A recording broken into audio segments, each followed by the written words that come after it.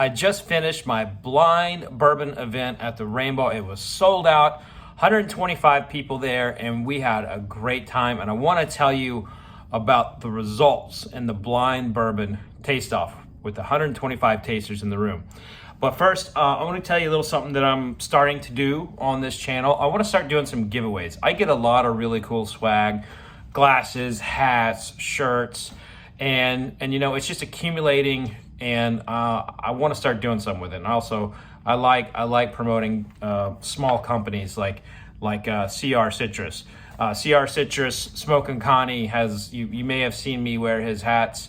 I'm a big fan of his citrus, so go check him out. But wait for the end. I'm gonna tell you how you can win this hat. So if you wanna win this hat, stay for the very end. By the way, I mean, if you like green and orange, come on, it's a cool hat. So how the blind bourbon goes, right? I have a room packed with people. They have a flight of 6 bourbons poured for them. One of them is Jack Daniel's, and that's what I teach everyone how to taste on and how to look for flavors and everything. There's also a blindfold. There's a blindfold at every table. Everyone has a blindfold. They wear that, and we go through sensory training.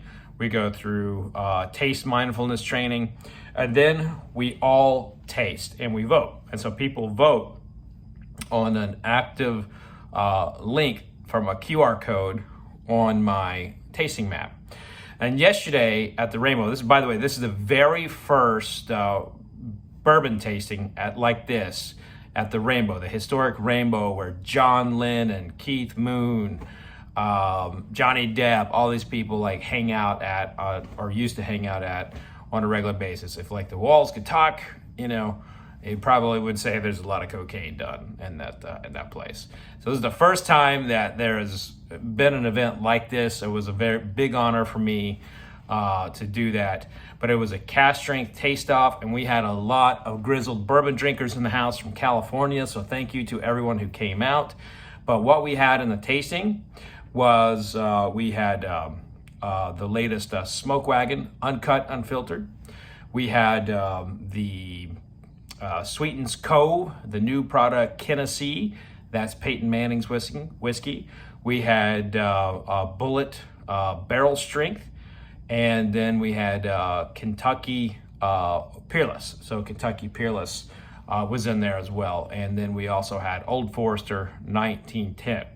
Now these are the results, but I will tell you, I've done this in several cities, and this was the closest that I had ever seen blind bourbon come from a group this large. This was within 5, what came in second was within 5 votes of winning.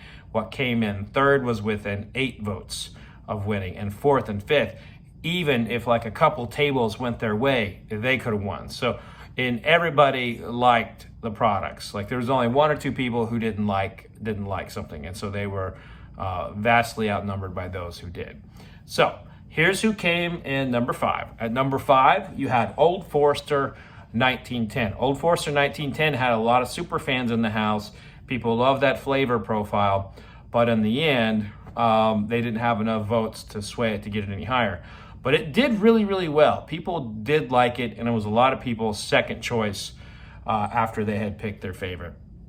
At number 4, probably within 15 or so votes from being in the top 2, Wagon Uncut and Unfiltered. And if you looked at that list of bourbons that I said I was going to taste in advance, you probably would have picked Wagon Uncut as the winner. I know I personally did. I thought that was going to be the winner, but it came in at number 4. And at number 3, which could very well be a huge victory for this brand, that's Sweetens Cove's Kennessee product. Now that's a blend of straights of Kentucky bourbon and Tennessee bourbon. It's actually, it's a new product that just came out, so it's not on a lot of shelves. But you may recall I had Peyton Manning on my podcast a while back, and one of the things that I told him, I said, look, you have a $200 product. It's a 13-year-old Tennessee bourbon. That's great. You need to make something that us normal folks can buy. And, they did. That's what Kennessee is. It's like a $60 price point. So that is out there available and at a pretty decent price point. And I'll be darned if it wasn't 8 votes away from winning this entire taste-off. Now, this isn't my opinion. This is a group of 125 people from California in the Rainbow doing this tasting. So that to me shows you that the public might, have a tasting for this Kennessee product, which I think that's a cool name, by the way. You're blending the names of Tennessee and Kentucky as well as the whiskey. So, and at number 2, almost winning, 5 votes away from winning it all, Bulleit Barrel Strength or Cask Strength. It really fared nicely in the tasting, and what I found was that a lot of people who were newer bourbon drinkers, or not as grizzled and veteran as some in the audience, this was their favorite. So this seemed to be really appealing to those who don't drink bourbon on a regular basis. And those who do drink bourbon on the regular basis, a few people actually thought that Bulleit Barrel Strength was Maker's Cask Strength. So there were some people out there, raising their hands saying, I know what this is. This is Maker's Cask Strength. So that just goes to show you, when you do a blind tasting, things can get weird. Things can go crazy. And, even if, no matter how long you've been drinking whiskey, it is very difficult to identify what is what. And coming in at first, a small craft distillery out of Louisville, Kentucky, Kentucky Peerless. It's their standard small batch coming in at 108 proof. It was the champion. Now, even those who didn't vote for it really liked it. So if we were to do the polling, not based on how many votes someone got, and did like a consensus of like who had the highest ranking all around, I think Kentucky Peerless would have won as well. Now, it did only win it had 26% of the vote. So 125 people and 26% of the vote was carried. So if we were to take the top 2 or even the 3, the vote might go differently. But the way the program is set up, it is like whoever has the most votes wins. But that is my blind bourbon, in a nutshell. It's a blind tasting.